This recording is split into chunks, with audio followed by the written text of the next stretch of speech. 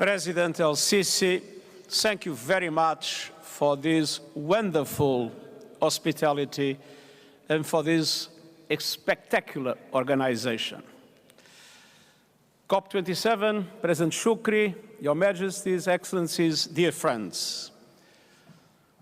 In just days, our planet's population will cross a new threshold.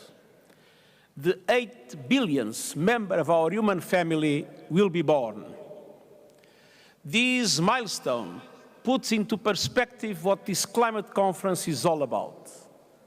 How will we answer when baby 8 billion is old enough to ask, what did you do for our world and for our planet when you had the chance?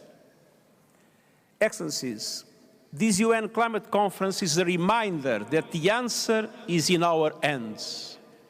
And the clock is ticking. We are in the fight of our lives, and we are losing. Greenhouse gas emissions keep growing. Global temperatures keep rising.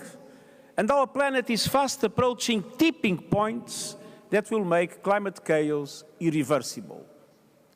We are on a highway to climate hell with our foot still on the accelerator.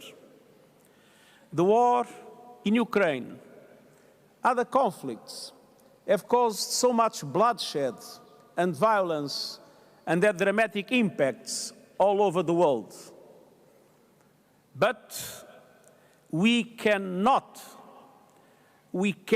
accept that our attention is not focused on climate change. We must, of course, work together to support peace efforts and end the tremendous suffering. But climate change is on a different timeline and a different scale. It is a defining issue of our age. It is the central challenge of our century. It is unacceptable, outrageous, and self-defeating to put it on the back burner. Indeed, many of today's conflicts are linked with growing climate chaos. And the war in Ukraine has exposed the profound risks of our fossil fuel addiction. And today's crisis cannot be an excuse for backsliding or greenwashing. If anything, they are a reason for greater urgency, stronger action, and effective accountability.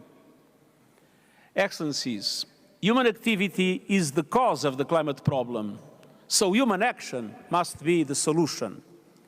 Action to re-establish ambition, and action to rebuild trust, especially between North and South.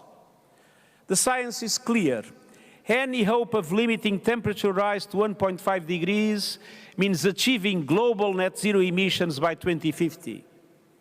But that 1.5 degree goal is on life support, and the machines are rattling. We are getting dangerously close to the point of no return. And to avoid that dire fate, all G20 countries must accelerate their transition now in this decade. Developed countries must take the lead, but emerging economies are also critical to bending the global emissions curve. Last year in Glasgow, I called for coalitions of support for high-emitting emerging economies to accelerate the transition from coal towards renewables. We are making progress with the Just Energy Transition partnerships, but much more is needed. And that is why at the beginning of COP27, I'm calling for a historic pact between developed and developing economies, and especially developed and emerging economies, a climate solidarity pact. A pact in which all countries make an extra effort to reduce emissions this decade in line with 1.5 degree goal. A pact in which wealthier countries and international financial institutions provide financial and technical assistance to help emerging economies speed their own renewable energy transition. A pact to independence on fossil fuels and the building of new coal plants, phasing out coal in OECD countries by 2030 and everywhere else by 2040. A pact that will provide universal, affordable, sustainable energy for all. a pact in which developed and emerging economies unite around a common strategy and combine capacities and resources for the benefit of humankind. The two largest economies, the United States and China, have a particular responsibility to join efforts to make this pact a reality.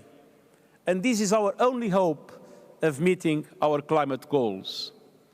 Humanity has a choice: cooperate or perish.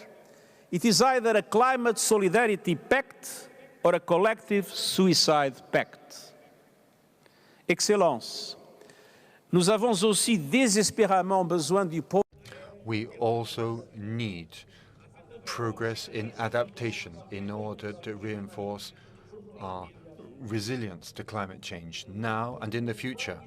Today, around 3.5 billion people are living in highly vulnerable countries, vulnerable to climate change. In Glasgow, in the developed countries promised to double their contributions between now and 2025.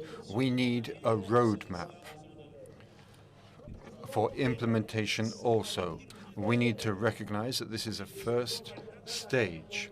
Adaptation resources must exceed 300 million per year by 2030. Half of the climate change funding must be focused on adaptation. International financial institutions and global development banks need to change their economic models, and they need to do their share to boost adaptation models. They must serve as tools to lever more financial resources to serve efforts to fight climate change. Countries and communities must have access to that funding, which must be funneled to key initiatives such as through the adaptation pipeline accelerator. We must acknowledge a harsh truth. There is no adapting to a growing number of catastrophic events causing enormous suffering around the world. The deadly impacts of climate change are here and now. Loss and damage can no longer be swept under the rug. It is a moral imperative. It is a fundamental question of international solidarity and climate justice. Those who contributed least to the climate crisis are reaping the whirlwind sown by others. And many are blindsided by impacts for which they had no warning or means of preparation. This is why I am calling for a universal early warning system coverage within 5 years. And it is why I am asking that all governments tax the windfall profits of fossil fuel companies. Let's redirect that money to people struggling with rising food and energy prices and to countries suffering loss and damage caused by the climate crisis. On addressing loss and damage, this COP must agree on a clear, time-bound roadmap reflective of the scale and urgency of the challenge. And this roadmap must deliver effective institutional arrangements for financing. Getting concrete results on loss and damage is a litmus test of the commitment of the governments to the success of COP27. Excellencies and friends, the good news is that we know what to do, and we have the financial and technological tools to get the job done. It is time for nations to come together for implementation. It is time for international solidarity across the board. Solidarity that respects all human rights and guarantees a safe space for environmental defenders and all actors in society to contribute to our climate response. Let's not forget that the war on nature is itself a massive violation of human rights. We need all hands on deck for faster, bolder climate action. A window of opportunity remains open, but only a narrow shaft of light remains.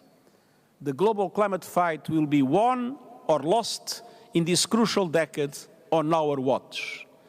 And one thing is certain: those that give up are sure to lose.